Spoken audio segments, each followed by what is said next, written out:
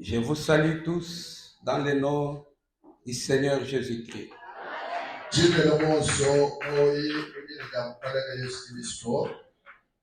Nous apprécions la présence de Dieu au milieu de nous.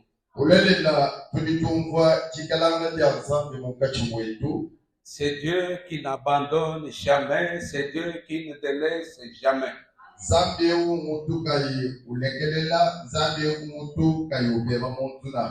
Nous voulons manger maintenant. Lorsqu'on marche avec Dieu, on mange. Et lorsqu'on mange, on a la force même du voyage.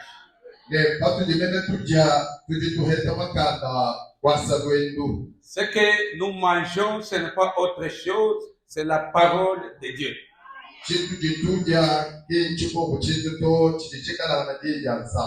Que Dieu vous bénisse. Ce matin encore, il a plu à Dieu de nous parler toujours sur les mystères de l'aigle.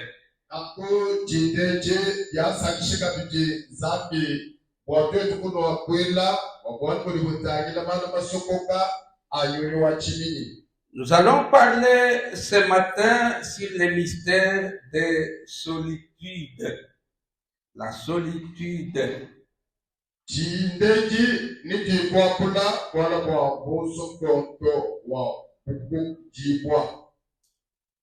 La solitude, c'est le fait d'être seul, évoluer seul, travailler seul.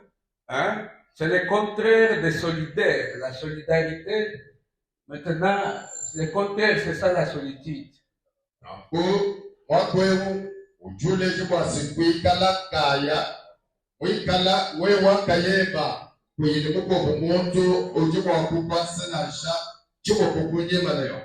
Nous allons sans tarder lire dans Job, chapitre 29, 30 jusqu'à 33.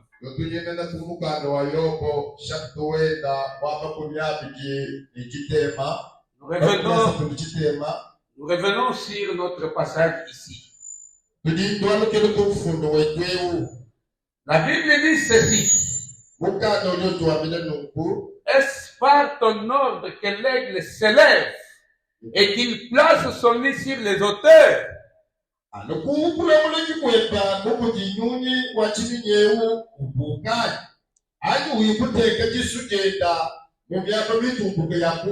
C'est dans les rochers qu'il habite, qu'il a sa demeure, sur la cime des rochers, sur les sommets des monts.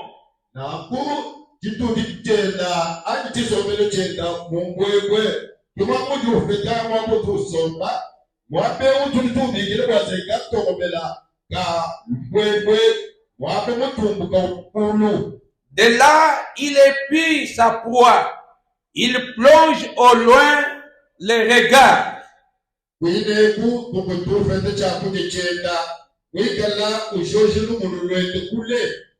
Ces petits boivent le sang. Et là où sont les cadavres, l'aigle se trouve.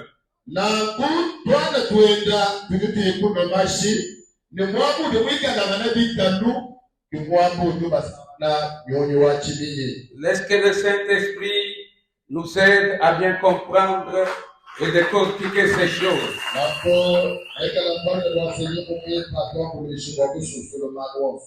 Nous parlons de la solitude de l'aigle.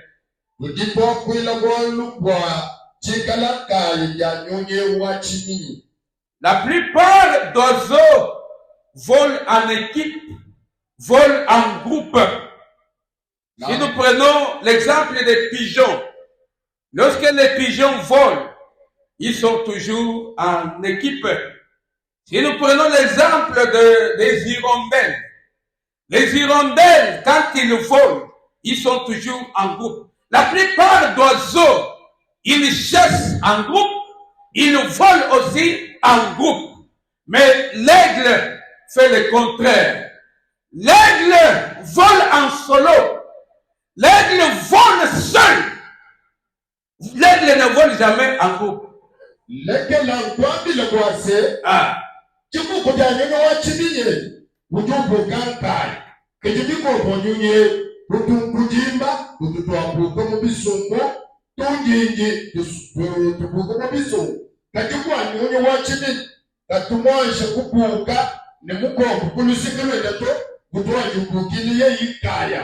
L'aigle, quand il veut chasser sa proie, il est seul, singleton.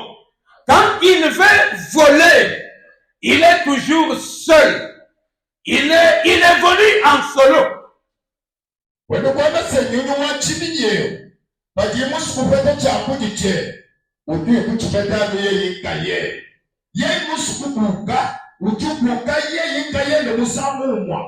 C'est là-bas le problème aujourd'hui. Qu'est-ce que cela voudrait dire? Quelle est la révélation de Dieu qui est cachée sur ces choses-là? La première leçon que nous tirons de là est celle-ci. Pour sauver l'humanité, pour racheter les autres, il y a un homme qui a travaillé seul. Il n'avait pas le concours d'autres personnes. Il est allé seul à la main. Il a travaillé. Il est sorti avec les habits pleins de sang. Il était seul, sans le secours d'aucune main, sans le concours des anges, sans le concours des prophètes. Mais seul, il a sauvé l'humanité. C'est le Seigneur Jésus qui.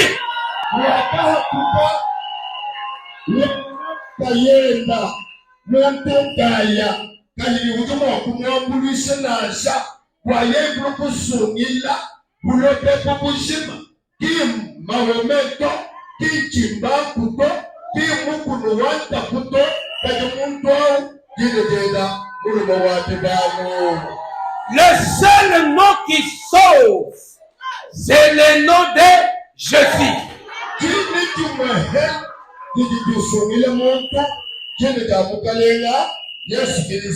La seule personne qui est morte sur la croix, qui a laissé couler de son sang, c'est le Seigneur Jésus Christ.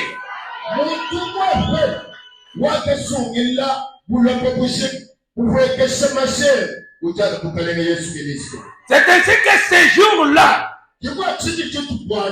Jean avait pleuré parce qu'il n'y avait personne pour ouvrir le livre et d'en rompre les 7 sceaux.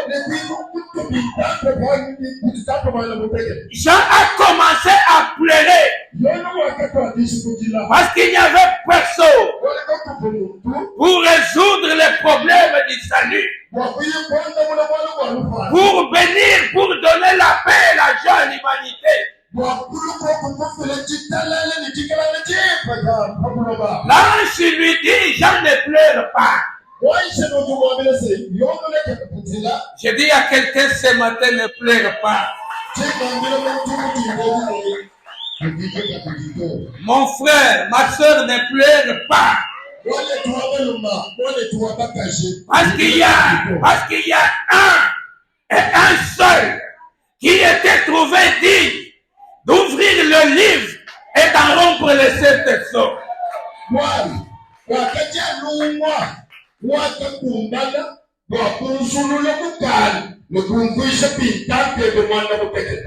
Que Dieu nous bénisse.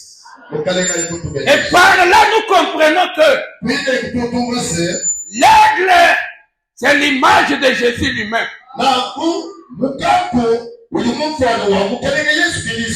Et pour sauver l'humanité, il n'a pas été aidé. Il n'a pas travaillé en groupe. Il n'y a personne qui est mort ensemble avec lui. Mais il est le seul qui nous a sauvés. Quelqu'un peut acclamer Dieu.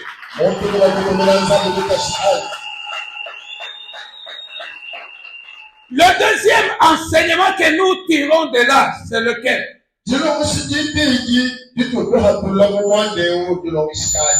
Le salut est individuel. C'est ça le deuxième enseignement. Le salut est individuel.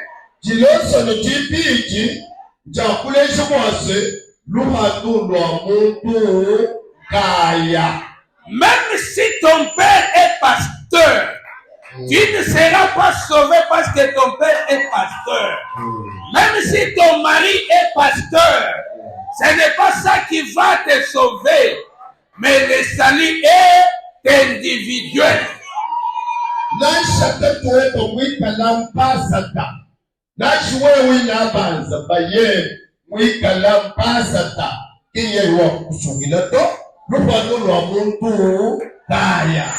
nous venons à l'église, chacun vient pour son salut. Je ne viens pas pour le salut de celui qui est à côté de moi. Mais je viens pour mon propre salut. Est-ce que vous comprenez ces choses-là? Lisons d'abord Romains 14. 14-12. Il est écrit ceci. Ainsi, chacun de nous rendra compte à Dieu pour son frère.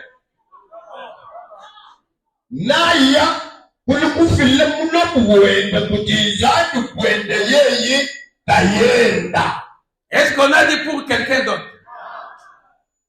Chacun rendra compte à Dieu pour lui-même.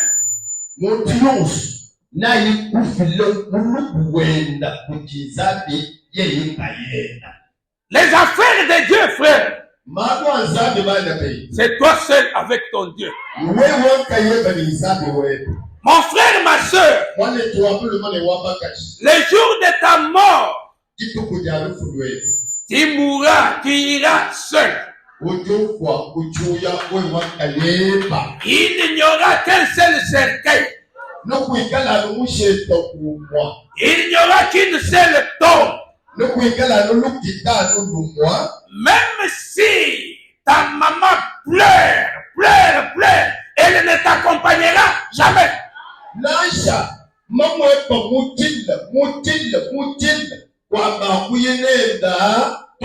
Même si tes amis pleurent, même s'ils organisaient des funérailles de haute qualité,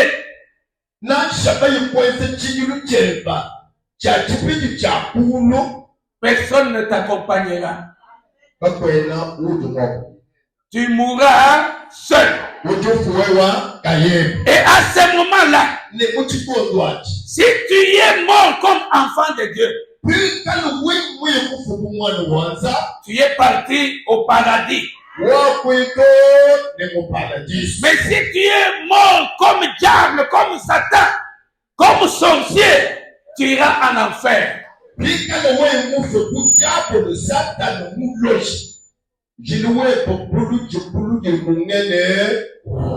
suis en train de parler de ces choses-là pour que nous sachions que nous ne prions pas pour les autres, mais nous prions pour nous-mêmes. Même si nous sommes en Dieu, le salut c'est nous-mêmes. Nos propres œuvres, nos propres actions, c'est ce qui va déterminer notre destinée. Est-ce que je parle à quelqu'un? Est-ce que je parle à quelqu'un?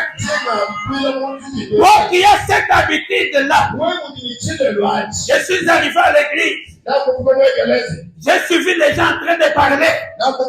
J'ai suivi les gens en train de critiquer. Les gens peuvent se critiquer à l'église. Les gens peuvent même se tuer à l'église. Mais quand moi je prie, mon regard, c'est vers mon salut. C'est vers mon salut. Parce qu'écouter les hommes, c'est une distraction. Écouter les dires des hommes, ça va m'amener en dehors du salut. Quand je suis à l'église, c'est pour mon propre salut. Même si les gens parlent la mal de moi, je sais que je suis là pour mon propre salut. Même si les gens me critiquaient, mes oreilles entendent le salut. Mes yeux ne voient que le salut. À l'église, je suis aveugle. Je ne vois ni homme ni femme. Mais du moins je vois mon salut. À l'église, je suis sourd. Je n'entends ni les hommes, ni les frères, ni les sœurs. Même mes oreilles à l'église n'entendent que le salut.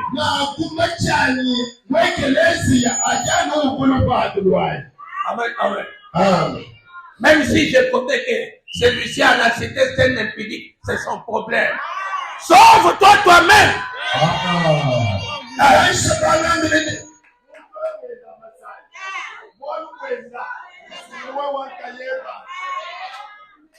Ce jour-là, l'ange a tenu l'autre. Quand l'autre voulait faire des manœuvres pour écouter les hommes de Sodome et de Gomorre,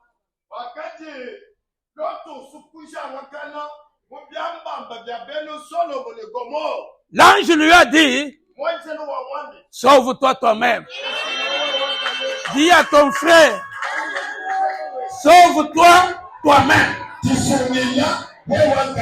Sauve-toi toi-même. Que Dieu nous bénisse. Lisons un peu Ézéchiel 18, 20.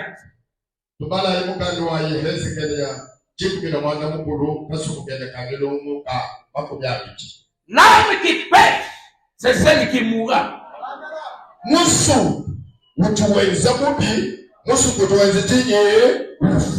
Si mon voisin critique, il mourra. Moi, je n'ai pas le suivre.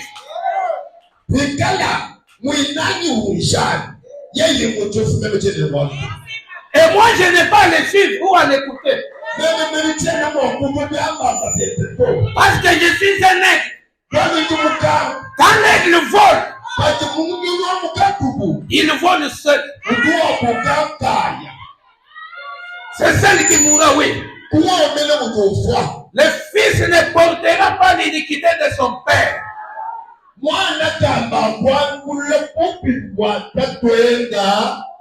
Même si mon père est féticheur, c'est lui qui mourra parce qu'il est féticheur. Moi, je dois sauver mon âme. Et le père ne portera pas l'iniquité de son fils.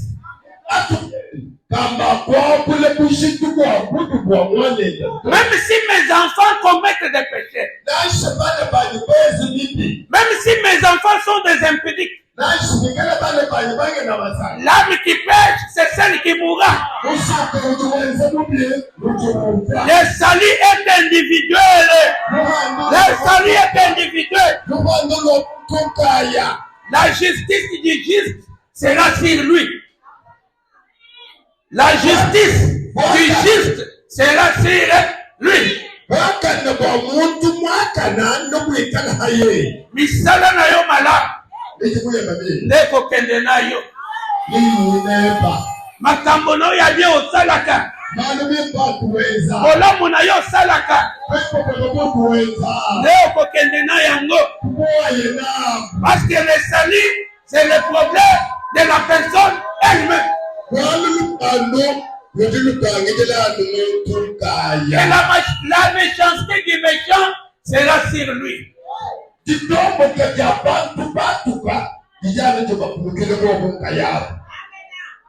Que Dieu vous bénisse. Tu ne seras pas sauvé parce que ta famille est chrétienne. Mais au contraire, sauve-toi toi-même.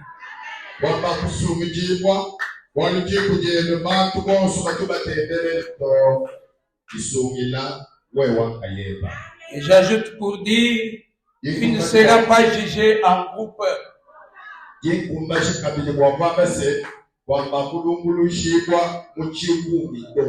Tu seras là toi-même avec tes œuvres, à toi.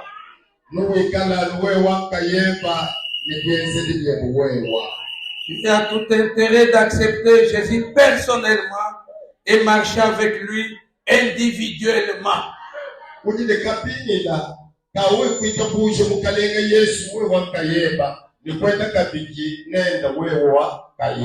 La troisième leçon que nous en tirons,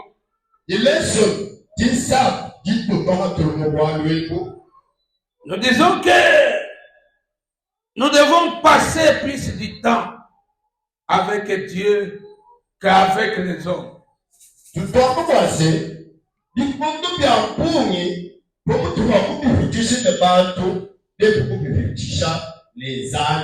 Un vrai chrétien doit avoir des moments de solitude.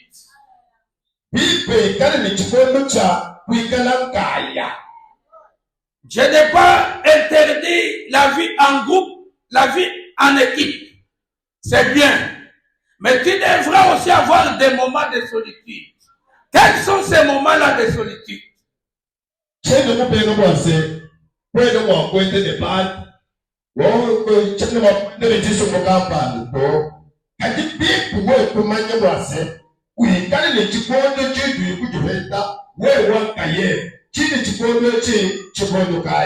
Je lis d'abord Marc, chapitre 1, verset 35.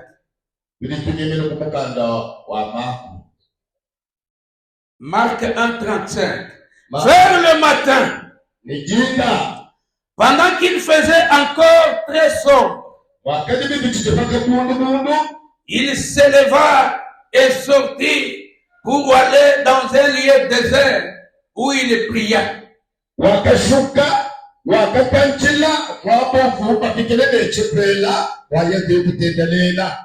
Christ était entouré par des disciples et par des foules et des foules. C'est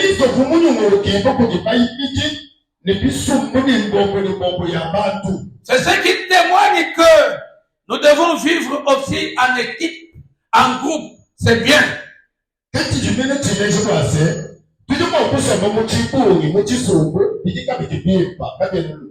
Mais ici, la Bible fait une exception. Jésus avait des moments de solitude. Il avait des moments de retraite. Il se retirait de la foule. Il allait dans le désert pour la prière. Et là, il était seul, en face de son Père, en train de prier.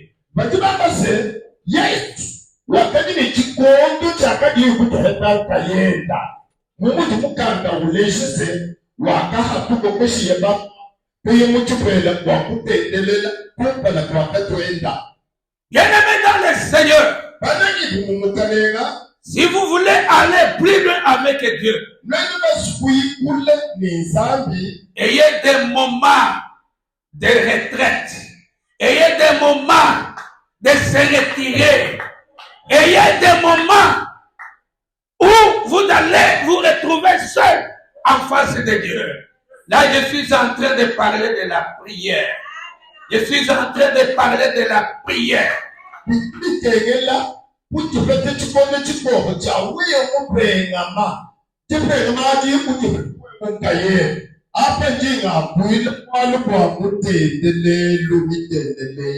y a des moments où je peux prier avec mon épouse. Il y a des moments où je peux prier avec les intercesseurs.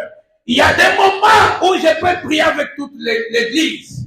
Mais j'ai aussi des moments intimes, des moments personnels où je me retire seul, comme un aigle. Je vole seul, je chasse ma proie seul, je vais à la montagne, je me mets à genoux et j'invoque le nom de Jésus-Christ. Seigneur, où es-tu? Seigneur, où es-tu? Un enfant de Dieu doit avoir des moments comme ça. Et yo, tu m'as coupé de l'inappareil et le conso.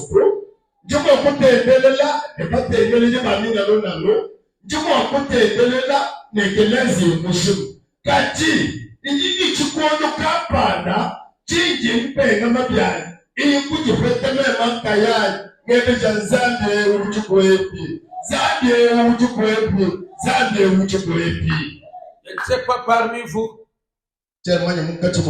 qu'il y a aussi des moments de prière personnelle. Que Dieu vous bénisse. Il ne faut pas un moment disparaître au lit. Papa commence à toucher comme ça, vous n'êtes pas là.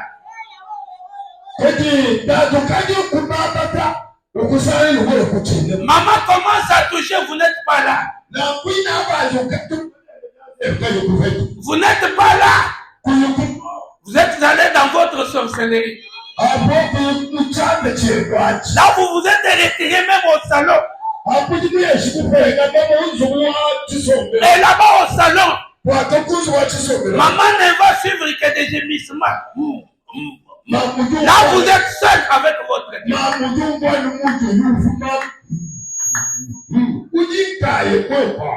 Il faut des moments comme ça. Il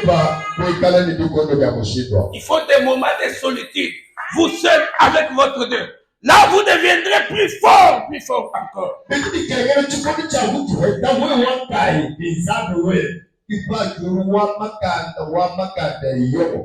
Le quatrième enseignement que nous prenons là-bas. Je parle de la prise de position. Lisons un peu Daniel chapitre 1, verset 8.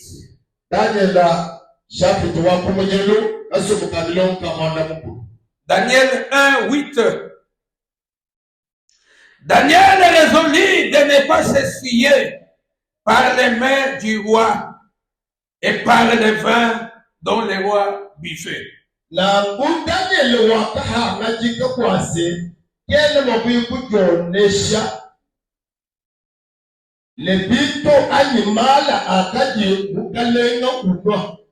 Il pria le chef des eunuques de ne pas l'obliger de s'essuyer.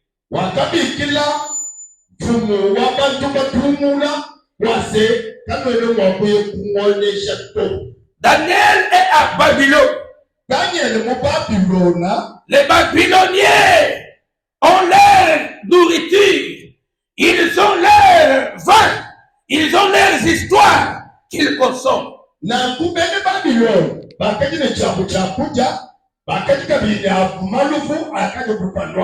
lui était dans la maison du roi.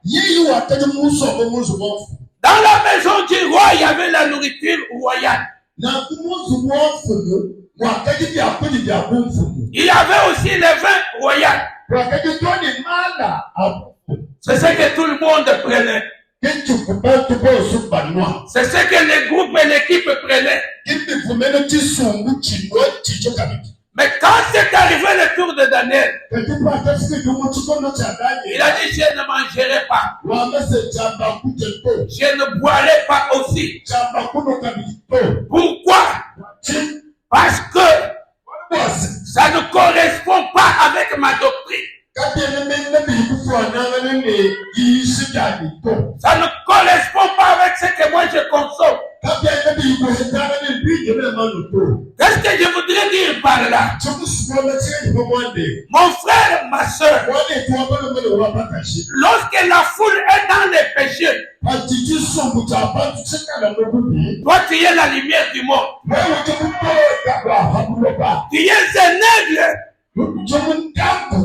Quand le monde vole dans les péchés, Quand tes amis évoluent dans les péchés, sépare-toi d'eux. Mets-toi à l'écart. Je voudrais vous dire ceci. Nous sommes un peuple mis à part. Nous sommes dans les mondes. Mais nous ne sommes pas du monde. La décision du monde, même si elle est majoritaire, lorsqu'elle ne correspond à la parole de Dieu, moi je dois me soustraire parce que je suis aîné.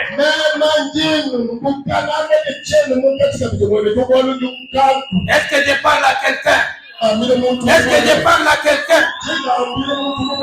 En famille, on prend une décision. Toute la famille a pris cette décision-là. Toi, tu es aîné. Lorsque tu t'amuses, tu examines, tu trouves que ça ne correspond pas à la parole de Dieu. Tu dois te soustraire comme Daniel. Tu dois aller à l'écart. Tu dois voler seul. À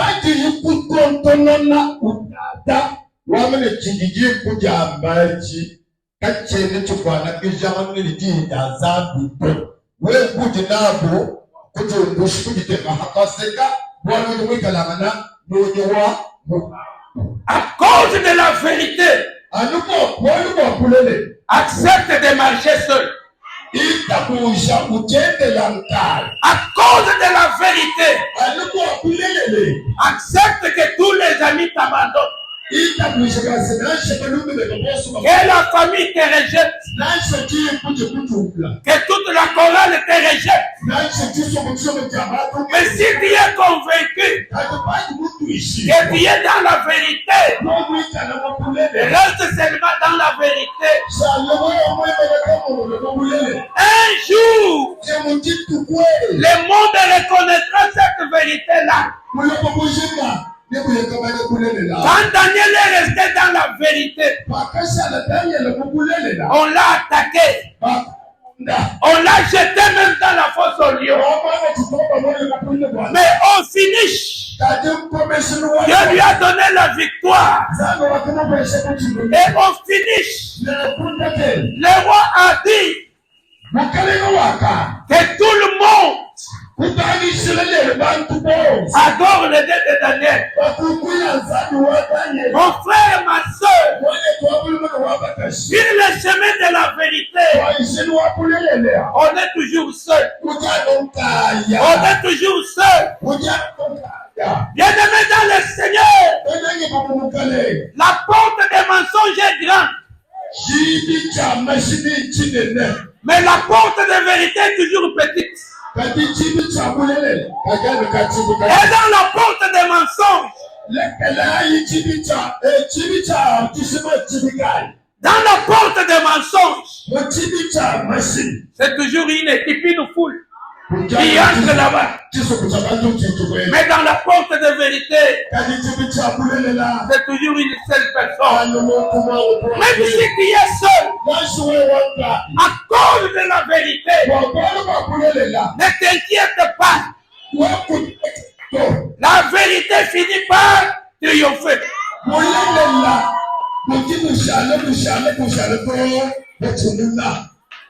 Je connais un chantre qui disait: les mensonges prennent toujours l'ascenseur.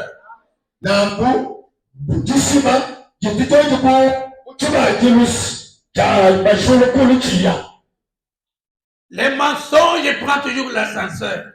Mais la vérité prend les escaliers. La vérité vient toujours lentement, lentement, lentement.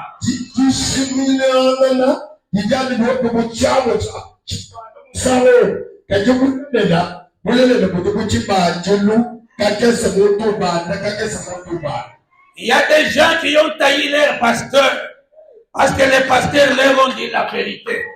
Oui, aujourd'hui tu sembles avoir raison, mais un jour tu donneras raison à ton pasteur. Ton pasteur t'a dit la vérité. Vous comprenez ça? Ah, parce qu'il ne donne pas passe à ta voix. Moi, c'est passe à voir moi, là, boulele. Le pasteur peut te dire, ce chemin n'est pas bon. Comme tu vois qu'il y a de l'intérêt là-bas. Le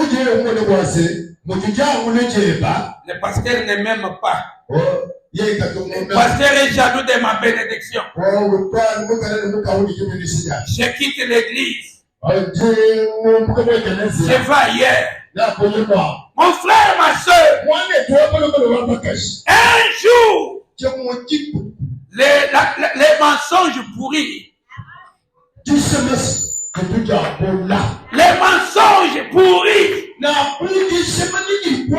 Mais la vérité ne pourrit jamais. Un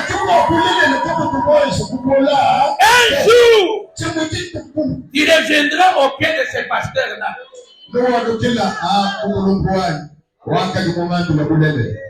Que Dieu vous bénisse. À cause de la vérité. Acceptez d'évoluer même seul. Acceptez d'évoluer seul. À cause de la vérité. Acceptez qu'on vous insulte.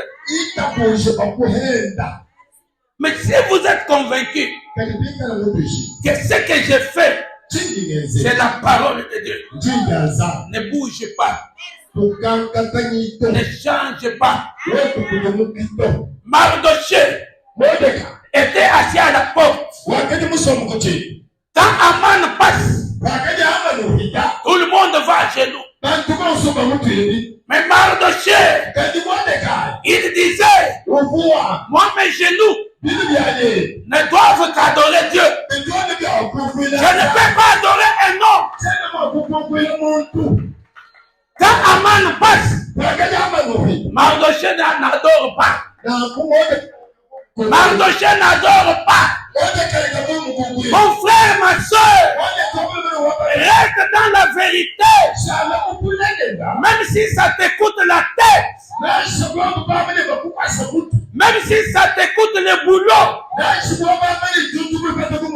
La vérité finit par triompher. Que Dieu vous bénisse. Que Dieu vous bénisse. Élie était seul. Contre 450 prophètes de Baal.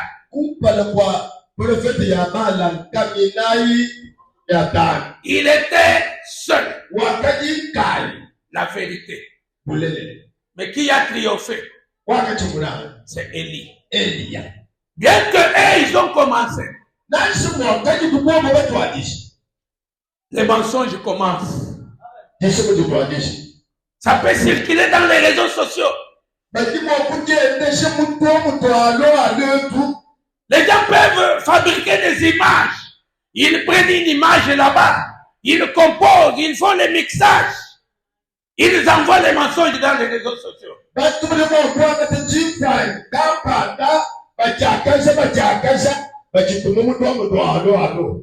Mais au finish, la vérité reste toujours vérité. Amen, amen. Il y était seul contre les prophètes de Baal. Je voudrais aussi ajouter pour dire, il faut éviter l'encombrement spirituel. Il y a d'autres choses que Dieu ne veut pas nous donner parce que nous sommes encore dans les groupes. Sortez de ces groupes-là, Dieu va vous bénir.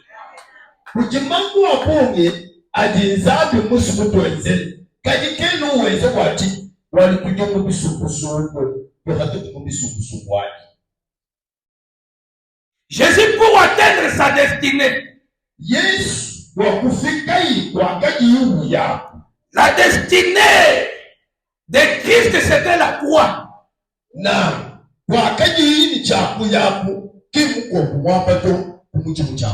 Et la croix, c'était pour sauver l'humanité.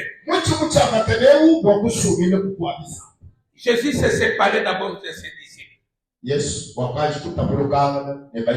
Il allait à la montagne. Il allait dans le désert. C'est pourquoi j'ajoute et j'insiste, frère. Il y a des choses que nous ne touchons pas parce que nous sommes encore dans le groupe.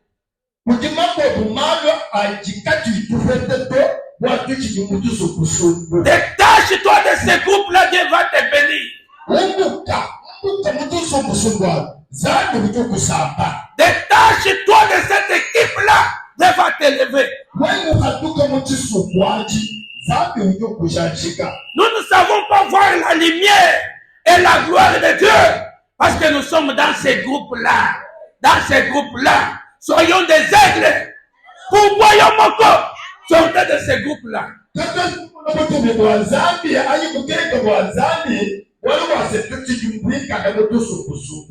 Il y a du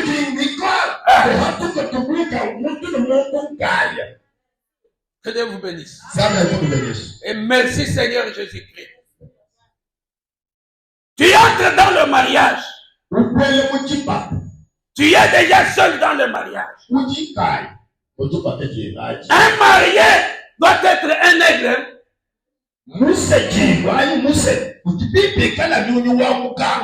Avant le mariage, tu vivais en équipe. Et l'équipe dont je parle, c'était ton père, c'était ta mère, c'était tes frères, c'était tes tantes, c'était tes grands-parents qui vivaient en équipe.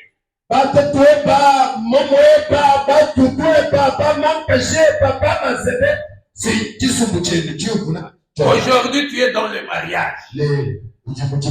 Tu es incapable de faire des choses seul. Tu dépends toujours des parents.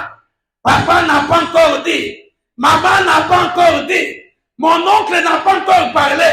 Mon frère, ma soeur, un marié, c'est un aigle. Il devient responsable. Il bâtit sa propre maison. Il doit la conduire aussi seul.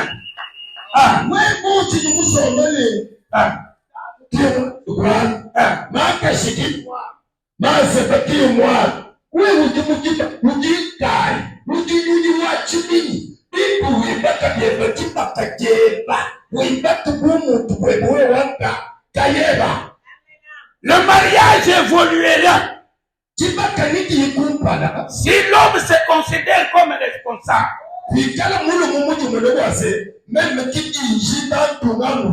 l'homme dans son foyer, il est le chauffeur de son véhicule. Et son véhicule, c'est sa maison. C'est lui l'unique chauffeur de son véhicule. L'homme ne devra plus dépendre de ses parents. Quoi ça la boy? Papa l'obité. Quoi sombera moi c'est là-bas? Oh non, quoi l'obina noté? Oh finalement c'est quoi? Est-ce que tu es responsable de ta maison? Est-ce que tu es un aide? L'aigle doit évoluer seul. Tu es déjà chez toi. Fais des choses de chez toi. Le temps de papa est déjà passé. Est-ce que ton père pour acheter la vie à ta mère? Est-ce que lui demanda ses parents? Comment toi aujourd'hui, pour faire du bien à ta femme, tu dépends de ton nom? Pourquoi ça?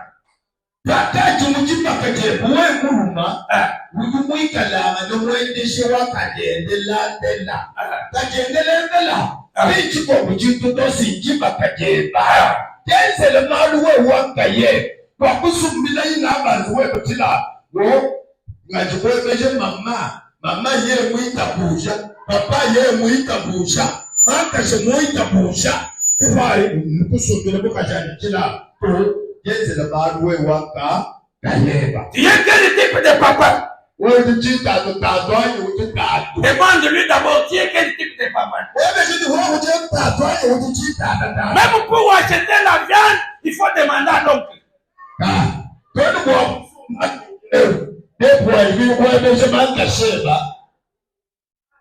Amen, amen.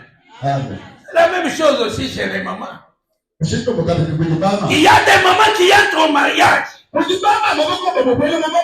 Physiquement, elle est seule.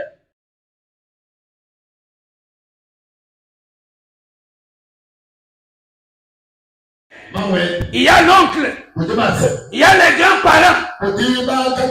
Toute une charge derrière elle. Elle ne peut rien faire si l'oncle n'a pas parlé. Elle ne peut rien décider si papa n'a pas décidé.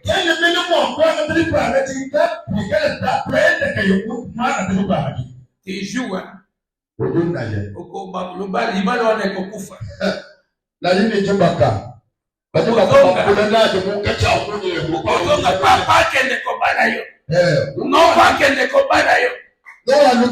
Grand frère,